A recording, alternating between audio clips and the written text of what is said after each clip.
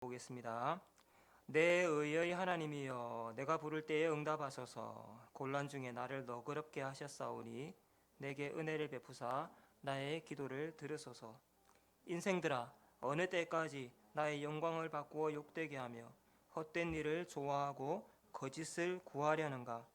여호와께서 자기를 위하여 경건한 자를 택하신 줄 너희가 알지어다. 내가 그를 부를 때에 여호와께서 들으시리로다. 너희는 떨며 범죄하지 말지어다.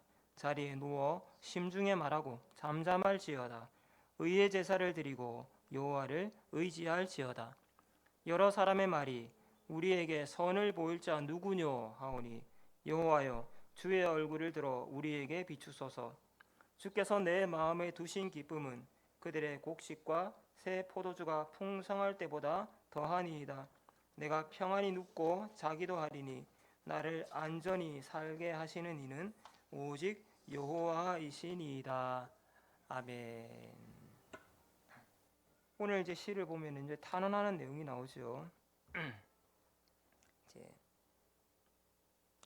1절에서 이제 이 시인이 이제 이렇게 하나님 앞에 탄원합니다.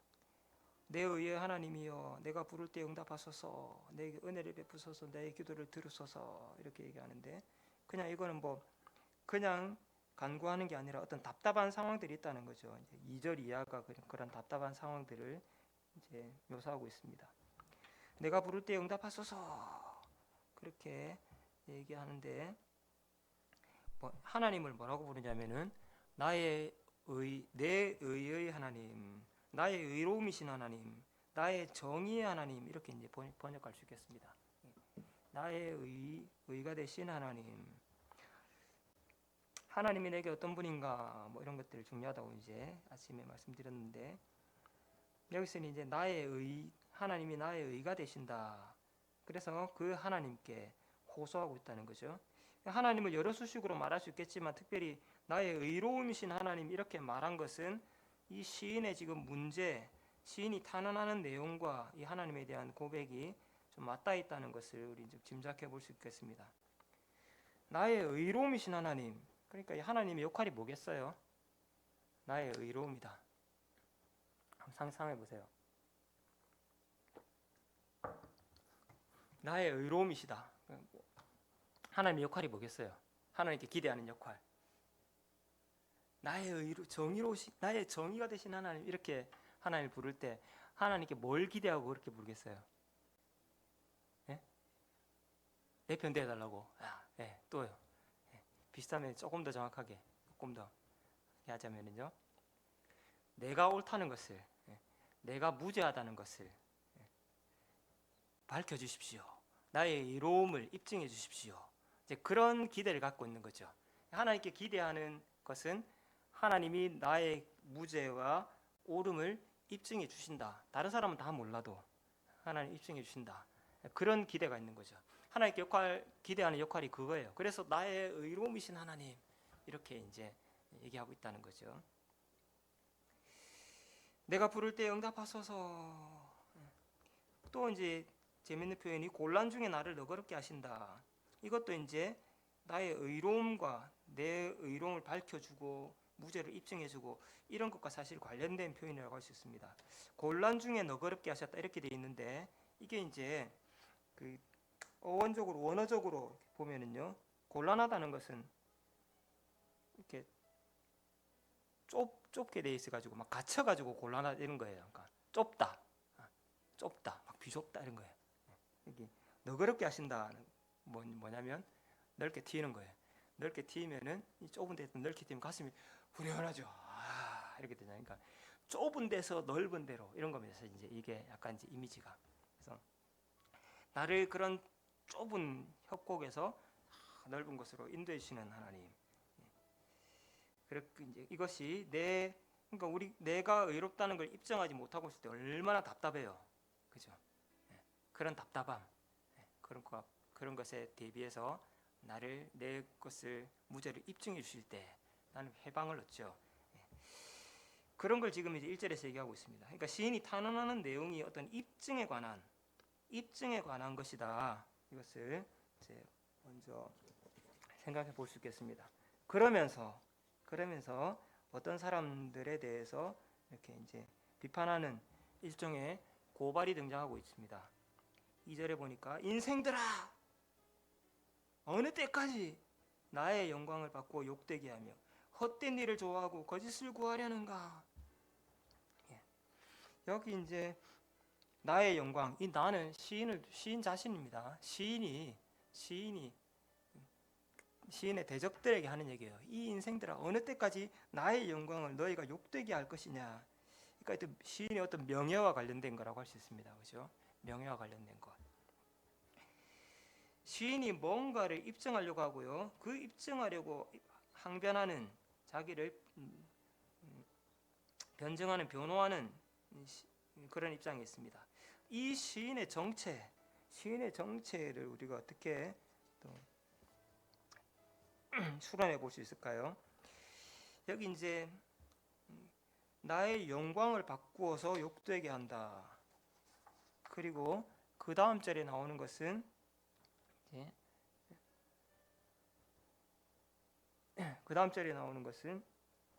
자기를 위하여 경건한 자를 세우신다. 그렇게 지금 얘기하고 있죠.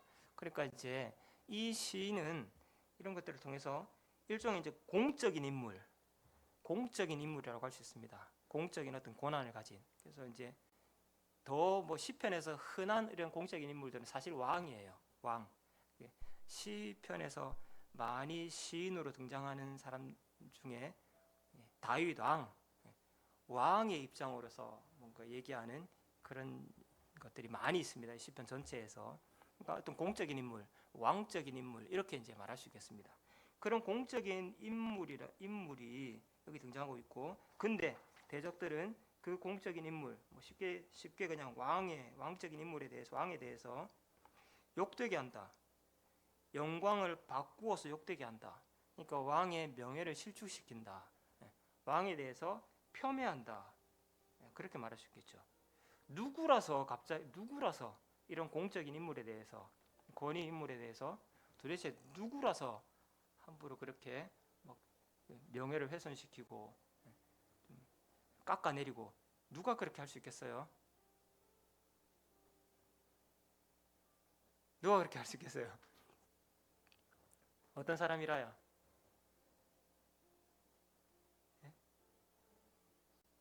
어떤 사람이라 좀 그렇게 할 수 있겠습니까?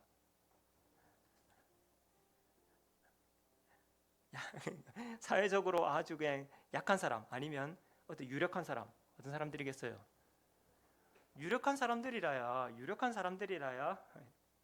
그렇게 할 수. 왜요? 그렇게 하면 자기 입지가 높아지니까요.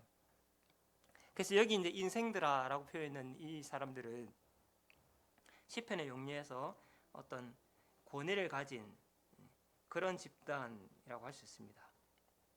그런 사람들을 향해서 이런 공적인 인물을 깎아내리면서 그렇게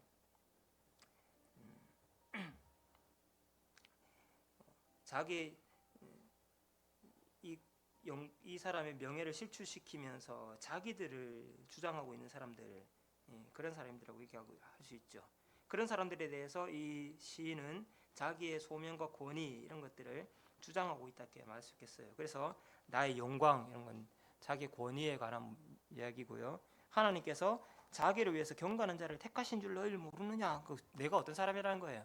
내가 하나님이 세우신 경건한 자다 이렇게 말하는 거잖아요. 그렇게 주장하고 있는 것이죠.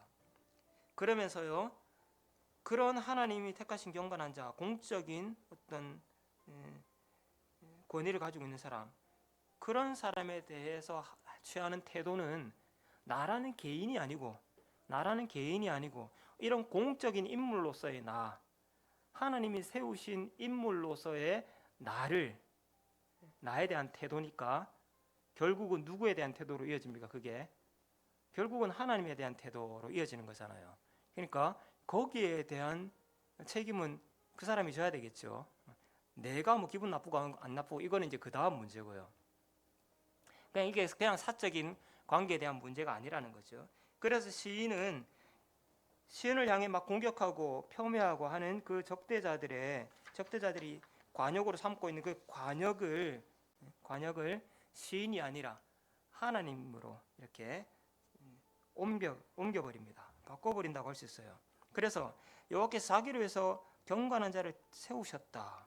그래서 내가 하나님께 세우신 경건한 자이기 때문에 내가 하나님께 기도하면 하나님이 내 기도 들어주시는 그런 사람이 나다. 근데 나에 대해서 그렇게 얘기한다. 그냥 개인적인 어떤 사사로운 나라는 사람이 아니라는 걸 알라는 거죠. 그래서 이제 뒤에 4절 5절에 그렇게 말씀이 따라옵니다. 너희는 그러니까 범죄하지 말아라. 여기 이제 떨며 범죄하지 말아라 이렇게 해서 이제 이 구절이 뭐 상당히 여러 가지로, 왜냐하면 떨어라 이게 이제 떨어라 이렇게 돼 있거든요. 이게 두려워하라 이런 것도 될 수 있고요. 화를 내어라 뭐 이렇게 분노 이런 거 있잖아요.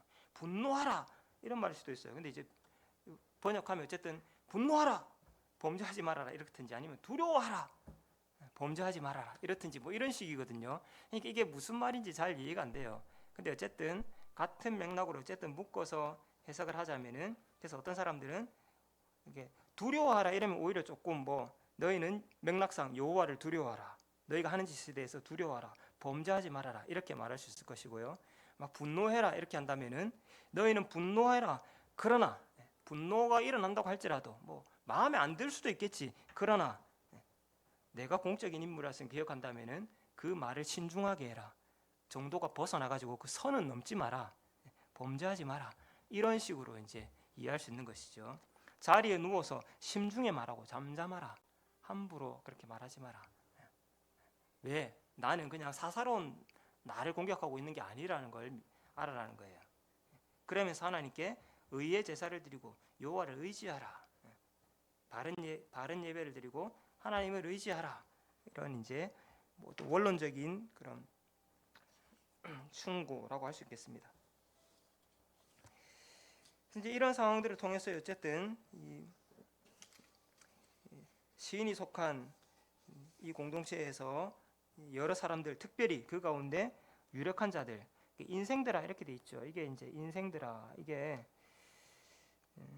아까 말씀드린 대로 어떤 유력한 자들을 이제 가리키는 그런 표현입니다. 그래서 그런 사람들이 시인이 어떤 공적 역할들, 그러니까 어떤 그 공동체를 이끌어가는 경영이나 통치나 이런 것들에 대해서 반기를 들고, 그래서 그것을 이유로 시인을 깎아내린다, 뭐 이런 상황이라고 할 수 있다는 거죠.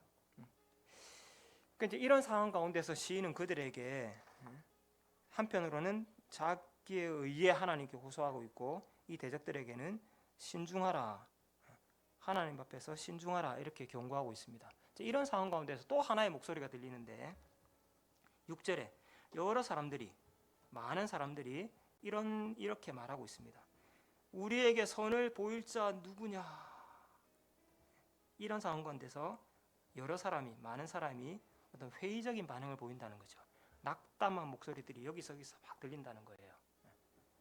이제 공적인 인물이 있고 거기에 대해서 막 표명하는 인간들이 있고, 이 왕이 하나님께 호소하고 있는 이런 상황을 지켜보는 다수의 사람들이 또 그 주변에서 우리에게 선을 보일 자가 누구냐, 어떤 낙담의 표현들을 하고 있다는 거죠.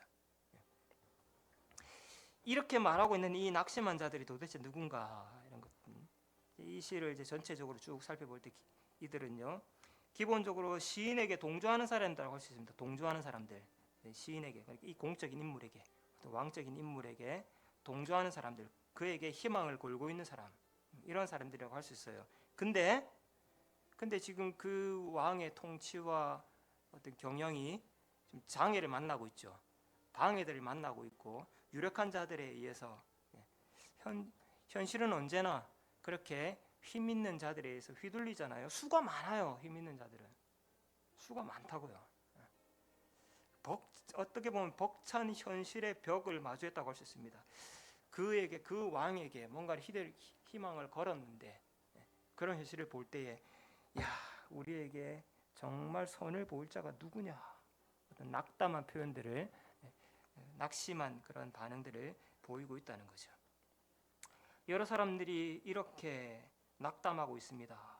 이 상황에서 시인은 얘기합니다. 하나님께, 주여 주님의 얼굴을 들어서 우리에게 비추어 주십시오. 여호와여 주의 얼굴을 들어 우리에게 비추어 주십시오. 이렇게 하나님께 호소하고 있습니다. 주님의 얼굴, 하나님의 얼굴을 누구에게 비춘다. 하나님의 호의 이런 거죠. 호의를 베푼다. 이런 표현은 뭐 시편에서 흔한 표현입니다. 주의 얼굴을 비춘다. 주일마다 또 우리 그 축복기도, 민수기 6장에 나오는 대제사장의 축복기도, 우리 예배 시간마다 제가 이제 축복의 문구를 사용하고 있습니다. 거기에도 주의 얼굴을 들어 내게 비추신다 이런 표현들이 있죠. 그런 표현이 하나님이 얼굴을 비추신다. 누가 하나님이 얼굴을 비추 하나님의 호의예요. 누구에게 얼굴을 비추시겠어요? 그러니까 하나님이 얼굴을 비추시는 분, 비추시는 사람들, 그런 사람들이 이제 옳은 사람들이고 하나님이 사랑하는 관심의 사람들이고 선한 사람들이고 의로운 사람들이고 그런 거죠. 악인들에게 하나님이 그런 호의를 베푸시지 않는 거죠. 고개를 돌리시고 계신다. 그래서 시편에 혹시 이제 탄식하는 사람들이 하나님 왜 저한테서 얼굴을 돌리십니까? 뭐 이런 표현들도 있잖아요. 그러니까 하나님이 얼굴을 비춰준다는 것은 그 사람에게 호의를 베풀고 인정해주고 응답해주고 뭐 이런 의미죠. 하나님, 이런 상황에서 많은 사람들이 이렇게 낙담하고 있는데 하나님의 얼굴을 우리에게 비추어 주십시오. 맨 처음으로 돌아가면은요, 뭔가 입증에 관한 거예요. 의로우신 하나님, 입증해 주십시오. 밝혀 주십시오. 무엇이 의롭고 선한 것인지 드러내 주십시오. 이런 이제 호소를 담고 있는 것이죠. 자, 이제 이런 시를 통해서요, 우리가 한 몇 가지만 또 이 밤에 함께 생각하면서 묵상하면서 기도하면 좋겠습니다. 여기 이제 시인과 이제 인생들아 시인이 이렇게 부르는 그 대적들과의 어떤 갈등을 하고 있죠. 갈등의 근원, 그 갈등이 어디서부터 출발하는가, 그 근본적인 원인이 어디에 있는가 하는 거죠. 이렇게 사실 갈등할 수밖에 없어요. 이런 상황이 놓이면 역사는 대대로 이렇게 흘러왔고요. 교회 역사뿐만 아니라 세속의 역사도 역시 마찬가지입니다. 이런 갈등의 근원은 바로 이제 어디에 기쁨을 두고 있는가, 자기가 기쁨을 두고 있는 그 기쁨의 소재, 내가 어디에 목적을 두고 있는가, 기쁨을 두고 있는가, 그 차이입니다. 그 차이 때문에 사실은 이런 갈등이 발생하는 근본적인 원인이 거기에 있다. 이걸 이제 볼 수 있겠습니다. 7절이 이제 단적으로 이렇게 얘기하고 있습니다. 주께서 내 마음에 두신 기쁨. 시인은 어떤 자기 마음에 내적인 어떤 기쁨의 이유가 있어요. 근데 상대방, 그들이라고 하는 상대방이죠.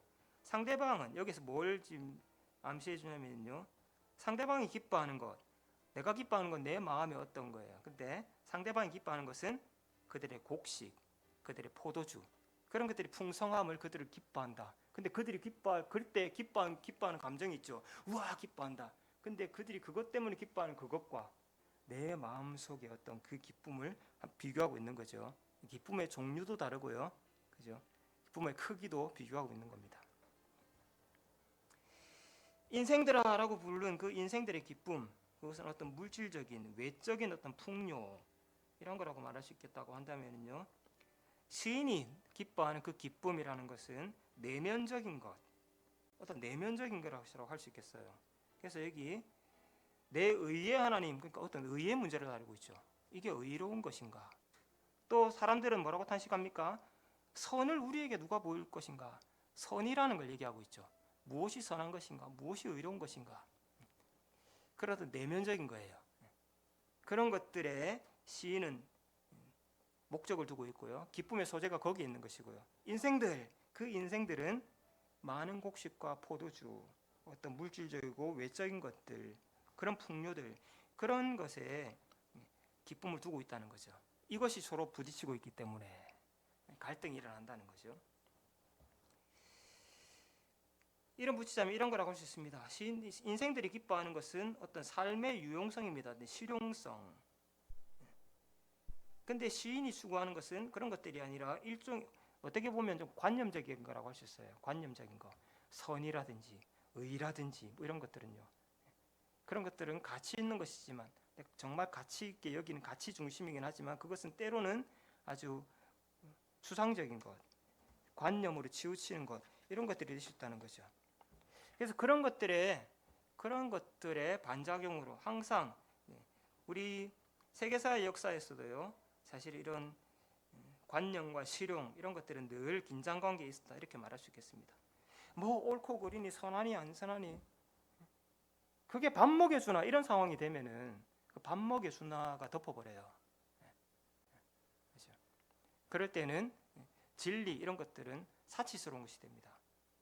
그런 것들 우리는 진리의 상대화, 진리면 무슨 소용이냐? 그게 정말 내 삶에 무슨 필요를 지금 당장 뭐 밥 한 그릇이라도 제공해 줄 수 있느냐? 그게 오히려 나한테는 진리다 이렇게 되어버리면 그런 것들 우리는 진리의 상대화 이렇게 말하는 겁니다. 우리 속담에 이런 거 있죠. 꽁 잡는 게 매다. 꽁 잡는 게 매다. 그게 매인지 안 매인지 중요하지 않아요. 관념적으로 흐를 때에는 그게 매가 꽁을 잡아야 된다고 막 얘기하지만 매면 어떻고 뭐 어떤 놈 꽁만 잡으면 되지. 꽁 잡는 게 매다.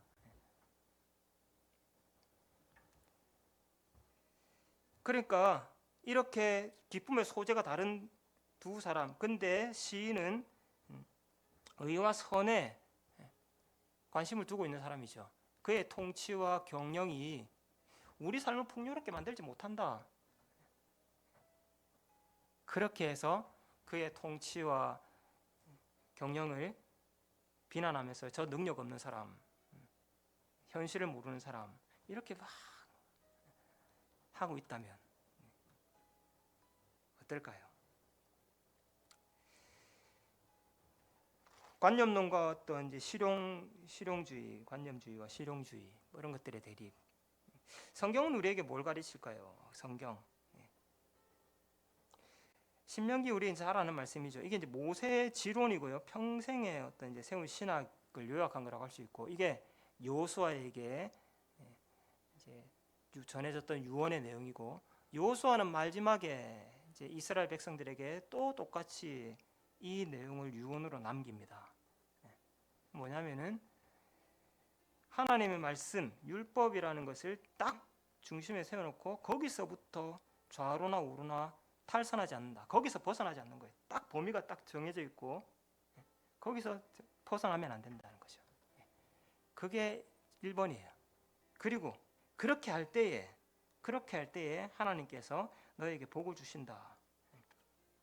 그리고 이게 이제 더 나가면 복 안 주셔도 어쩔 수 없어요.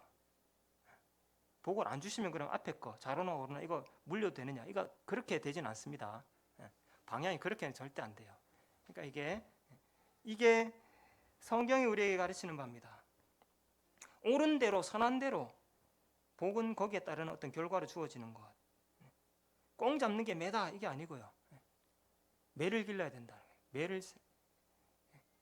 매를 사육하고 양육해야 된다. 어떤 그런 거죠. 이런 목소리들이 부딪히고 있을 때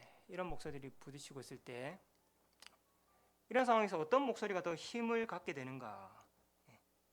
우리가 뭐 늘 경험하지만 사실 이럴 때 그게 우리 먹고 사는데 별로 도움이 안 된다. 이런 거. 경제 발전해야지 뭐 이런 식으로 하는 거예요. 그 목소리를 덮을 수가 없습니다. 그게 항상 득세하게 돼 있어요. 세상에서는.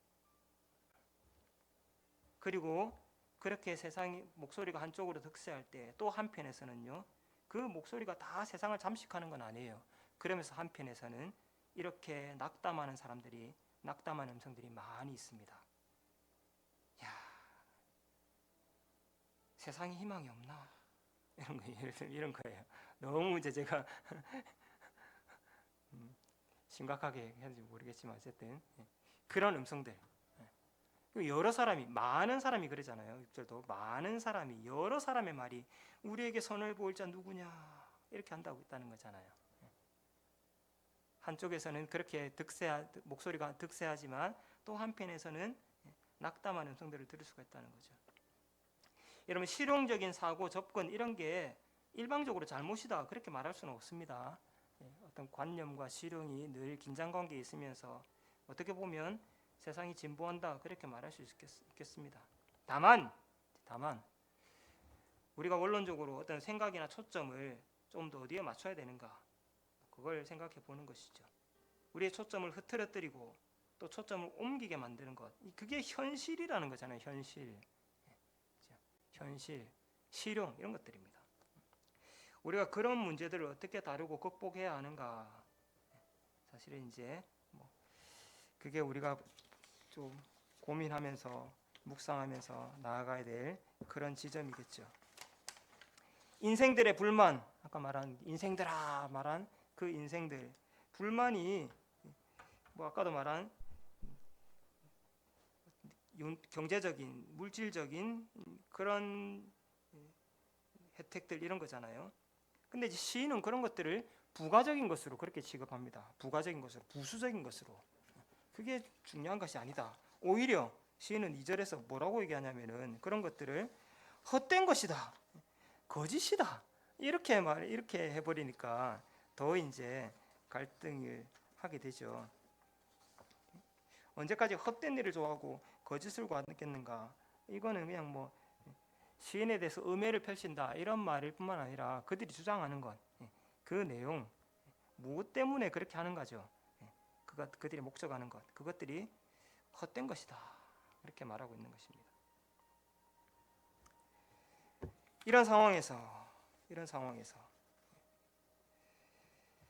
시인이 반대를 하고 있는 이 불만을 품고 있는 사람들, 인생들, 아까 말했듯이 그게 우리에게 무슨 도움이 되는가? 사실 이게 이렇게 말하는 사람들이 우리가 쉽게 언뜻 생각하면 아주 가난한 사람들, 빈곤한 사람들이 그런 질문을, 그런 의문을 불만을 가질 것 같지만 실제로는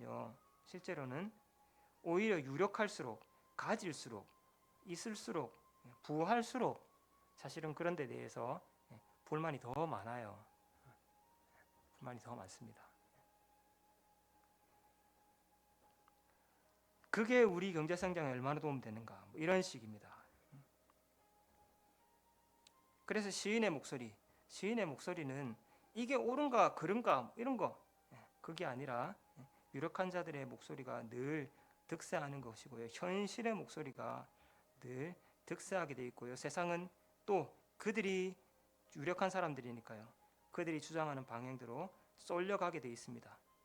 이런 와중에 어떤 의로운 통치자들을 통해서 세상이 조금 더 의롭고 공의롭고 공평하게 흘러가려나 그런 생각을 품었던 사람들은 낙심하게 된다는 거죠. 낙심한다. 아까 말한 대로 우리 성경의 가르침은 옳은 대로 선한 대로 한다. 그래야 그리고 나서 복된 결과가 따른다. 이걸 성경은 가르치지만 우리 현실에서는 거기에 대해서 여러 그것과는 다른 어떤 괴리 현상, 왜곡된 현상들, 때때로 부조리하게 보이는 것들 그런 것들이 일어나지 않습니까? 그러니까 그럴 때 이런 누가 우리에게 선한 것을 보일 수 있으랴 그렇게 얘기하면서 낙심하게 되고요. 그런 것들을 어떻게 극복해야 되는가? 나도 그냥 고민하지 말고 이 득세하는 목소리에 편승해서 살아가야 되는가? 옳고 그름이라는 것은 그냥 허상인가 사치인가 그렇게 해야 되는 거냐는 거예요. 그래서 여기 오늘 낙담하는 많은 사람들, 이런 사람이 여러 사람이라고 했잖아요. 여러 사람이 이런 낙담하는 여러 사람들은 사실 이런 우리의 믿음이라는 것이 있는데 근데 그 믿음과 일치하지 못하는 그런 갈등 속에서 씨름하는 인간들, 그 씨름하는 의인들이라고 말할 수 있을 것 같아요. 예수께서 이런 사람들에 대해서 얘기하셨죠. 그래서 우리 이제 주일에도 본 말씀입니다. 온유한 자, 의에 줄이고 목마른 자. 바로 이제 이런 사람들이 오늘 내 의의 하나님이여 이렇게 호소하는 사람들이라고 할 수 있어요. 그냥 온유하고 싶어서 온유한 게 아니고 힘없으니까 얌전한 겁니다. 힘없으니까 얌전한 사람.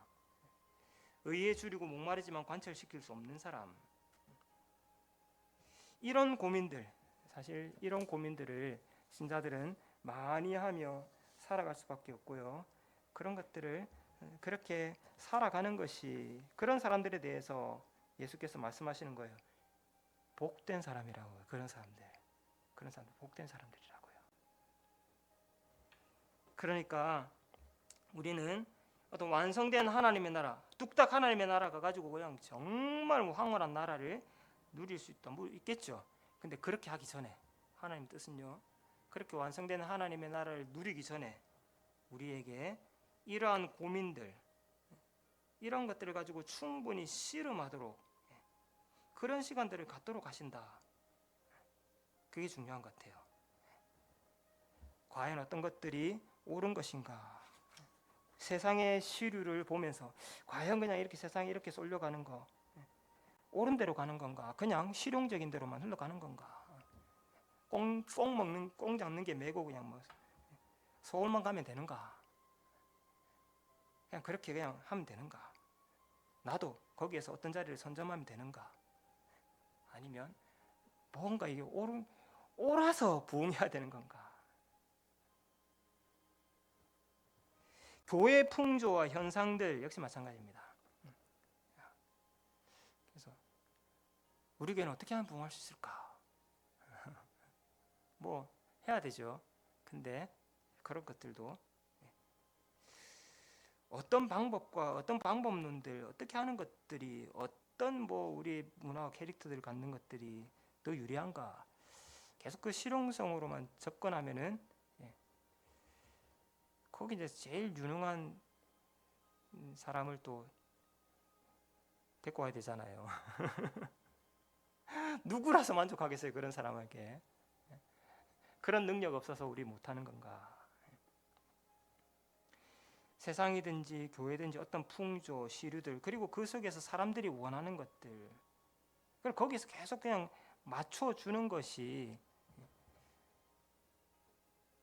그게 실용적이긴 하겠죠. 근데 옳은 건가? 거기에서 사람들은 뭐라고 얘기할까? 잘한다고 얘기할까? 깎아내릴까? 현실을 모른다고 비난할까? 뭘까요 도대체? 이런 고민들을 우리가 많이 할 필요가 있습니다. 그리고요, 그런 고민과 씨름을 하면서 그런 고민과 씨름을 하는데 그런 고민과 씨름을 하루 종일 한다 해보세요. 어떻게 했어요? 속이 그냥 위장이 탈이 나가지고 병원에 가겠습니까? 이제 거기서 이제 위장이 탈이 나서 병원에 가면 이제 끝나는 거예요. 이제 그러면 중요한 거는 그런 고민과 씨름을 하는데 그 속에서도 내 영혼이 평화로울 수 있을까요? 예?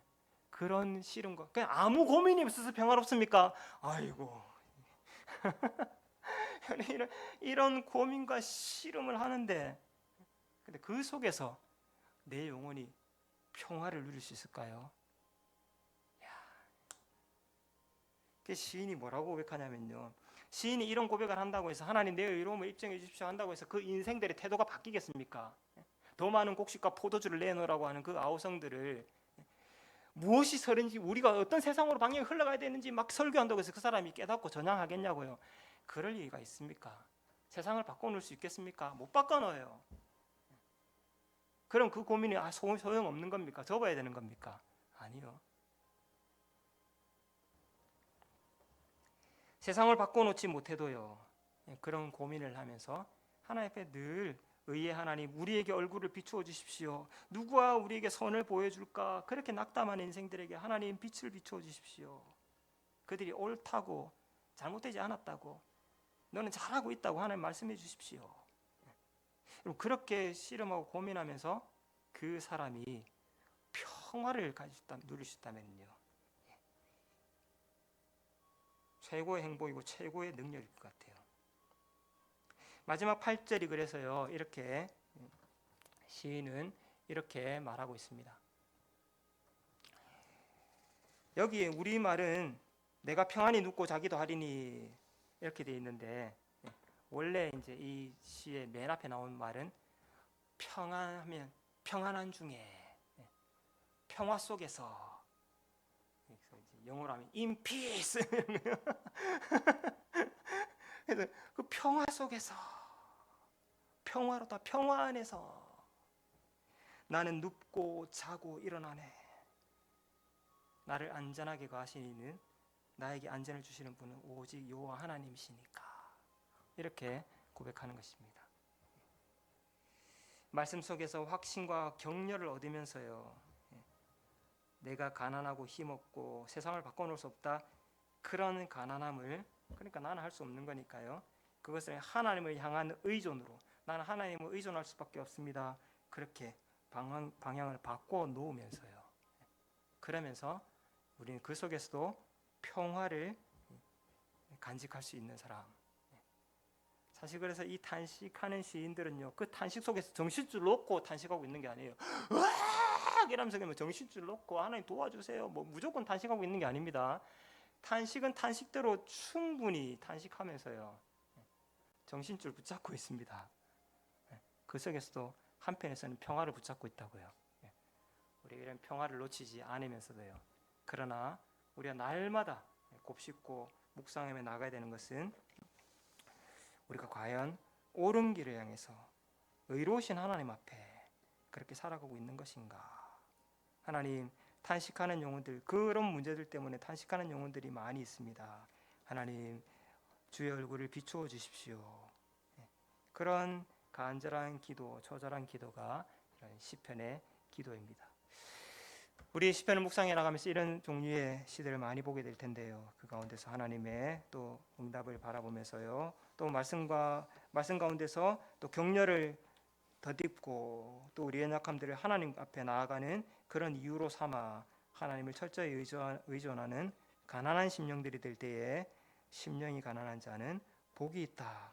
그 복과 은혜를 누리고 체험하는 그런 우리 일상과 우리 교회 될 수 있기를 축복합니다. 말씀 기억하면서 함께 기도하면서 또 우리 개인적인 기도 제목을 가지고 주님 앞에 나가도록 하겠습니다. 함께 기도합시다. 우리 하나님,